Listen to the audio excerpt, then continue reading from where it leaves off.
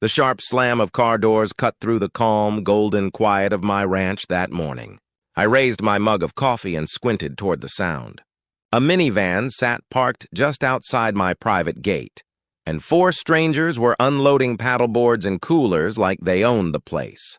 They walked right past a large red private property sign, laughing and chatting excitedly about their lake day.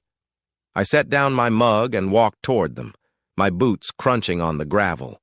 "Excuse me," I called out firmly. "This is private property. The lake isn't open to the public." A woman in oversized designer sunglasses turned to me, eyebrows furrowed in confusion. "But we booked this online," she said, holding up her phone. "Paid $75 for the day. Look." My stomach tightened as she showed me a booking confirmation, Peaceful Waters Lake Access. That was my lake. I had never authorized any kind of booking system. "Where exactly did you book this?" I asked, trying to keep my tone calm. She scrolled on her phone and landed on the Riverside Estates HOA community page. The listing announced a brand new amenity for residents and their guests. Of course, Riverside Estates. And I already knew exactly whose fingerprints were all over this mess. Let me back up a bit. My name's David Thornton, and for the last 15 years, I've owned a 100-acre ranch. Nestled right in the middle of it is a pristine 20-acre lake I've kept private and protected. My land sits just outside the Riverside Estates HOA boundary line, which has always been a blessing. And lately, a curse. About 6 months ago, the HOA crowned itself a new president, Patricia Hartwell.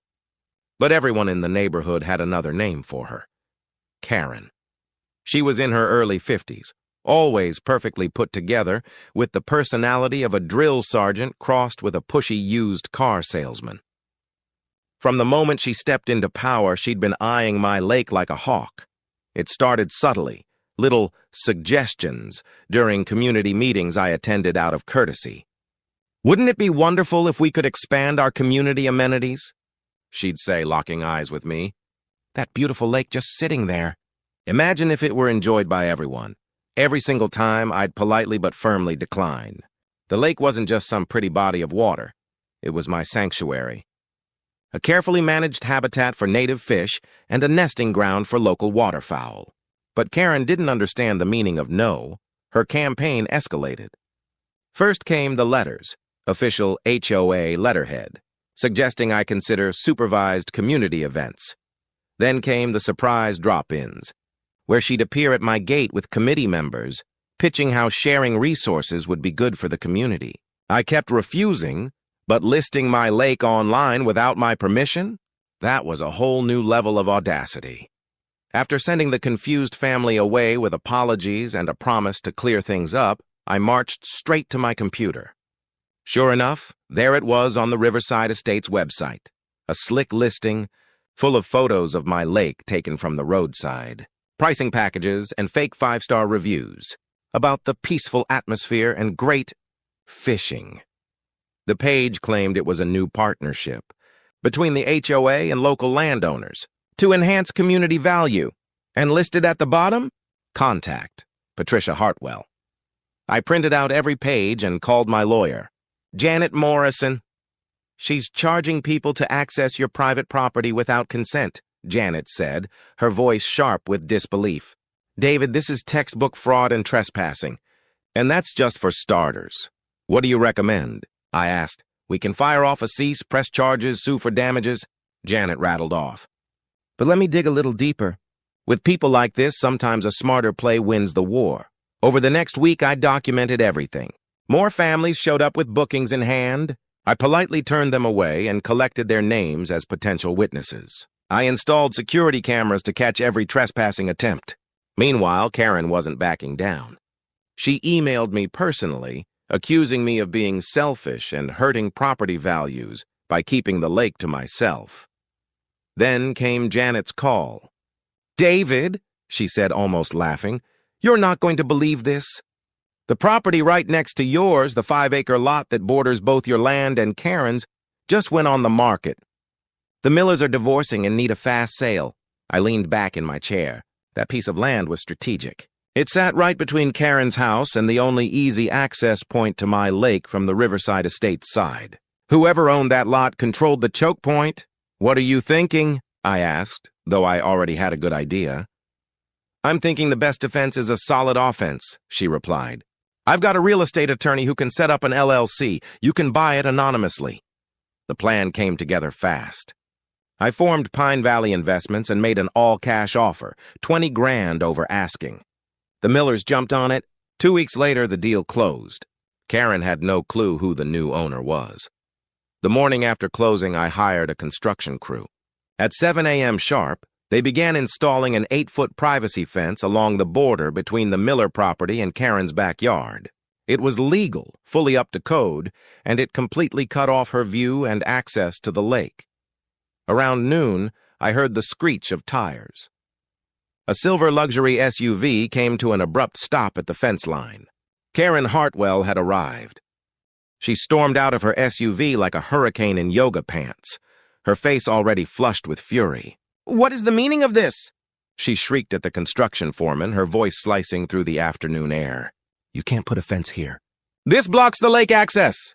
The foreman, a steady man named Roberto, who'd clearly dealt with his share of irate neighbors, didn't even flinch. "We're just following the property owner's instructions, ma'am," he said calmly.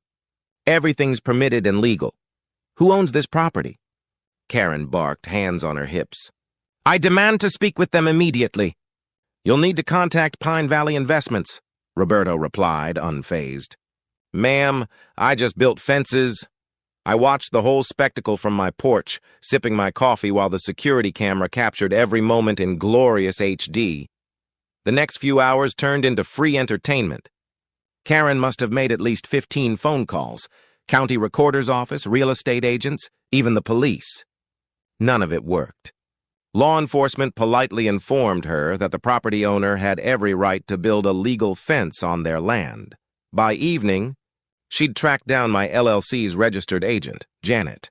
The voicemail she left was pure gold. "I know this is David Thornton's doing," she screeched. "This is harassment. That fence is blocking established community lake access. I'll sue. I'll have him arrested. The entire HOA board will hear about this." Janet called me that night, still laughing. "Want me to respond?" she asked.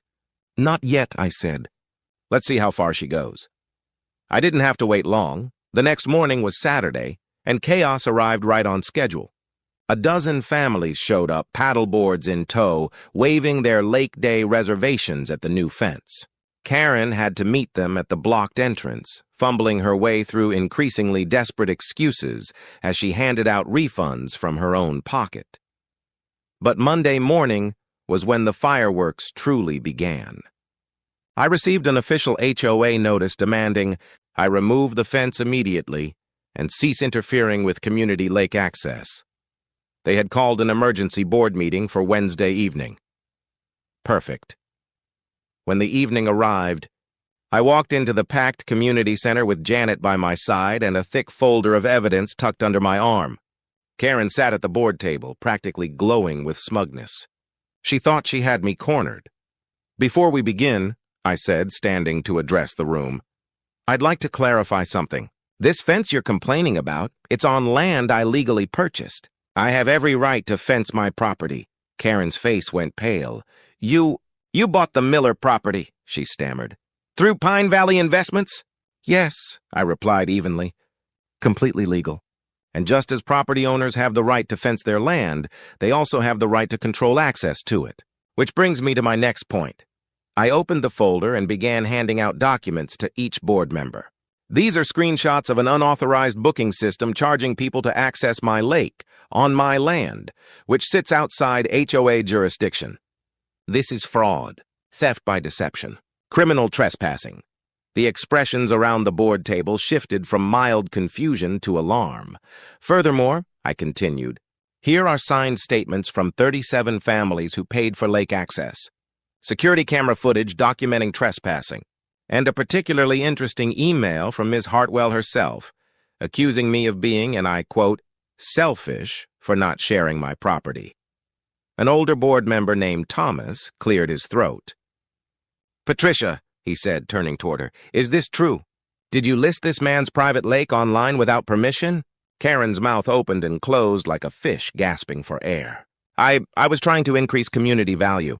The lake was just sitting there unused. It's my private property, I said firmly. You had no right to list it, no right to charge people for access, and no right to pocket the money. Which raises another question. Where did all those booking fees go? The room fell silent. Sandra, another board member, leaned forward. Patricia, did you keep the money from these bookings? It was for the HOA, Karen said weakly. Administrative fees for managing the amenity. Show us the deposits, Thomas demanded. If this were official HOA business, there should be records. Karen's face turned from white to pink to deep, blotchy red. I was going to transfer it. I just hadn't gotten around to it yet. Janet stepped forward. My client is prepared to file criminal charges for fraud, theft, trespassing, and harassment, she said evenly. However, he's willing to consider alternatives if the board takes appropriate action. The meeting exploded. Board members shouted over each other, demanding her resignation. Someone yelled about liability. Someone else mentioned lawsuits from scammed families. And when someone brought up calling the district attorney, the panic on Karen's face was unmistakable. She tried pounding her gavel, shouting about proper procedure, but nobody was listening anymore. The vote to remove her as HOA president was unanimous, but that wasn't the end. Word spread fast through Riverside Estates. Karen's part-time real estate brokerage opened an ethics investigation after multiple clients complained. The families she'd duped demanded not only refunds but compensation for their ruined weekends. 2 weeks later, as I was working on my dock, a process server showed up. "Are you Patricia Hartwell?" he asked, looking confused. "No," I replied, chuckling. "I'm David Thornton. She lives in Riverside Estates." He checked his papers. Huh. This lists her new address as the adjacent lot. And that's how I found out Karen had panic sold her house at a massive loss, desperately trying to buy the Miller property from Pine Valley Investments. She'd submitted an offer directly to Janet's office, never realizing it was my LLC. Janet politely declined. The process server eventually found her at her mother's house across town. She was being sued by the district attorney's office for fraud and theft by deception. 17 counts. One for each family she scammed before I shut her down. 3 months later, word trickled back through the neighborhood. She'd pled guilty to reduced charges. 2 years probation, 500 hours of community service, and $23,000 in restitution and fines. The last time anyone saw her was the day she came to collect her belongings from her foreclosed home. Roberto, the fence contractor, happened to be installing a decorative gate on my new property. He told me she sat in her car for 20 long minutes, just staring at the fence that had ended her HOA empire. Before driving away, I kept the Miller property and turned it into a small nature preserve, native trees, a butterfly garden, and a walking path. Ironically, the new HOA board, far more reasonable than their predecessor, even gave me a Community Beautification Award for improving neighborhood aesthetics. And on that fence, in elegant lettering, hangs a sign that says it all: private property.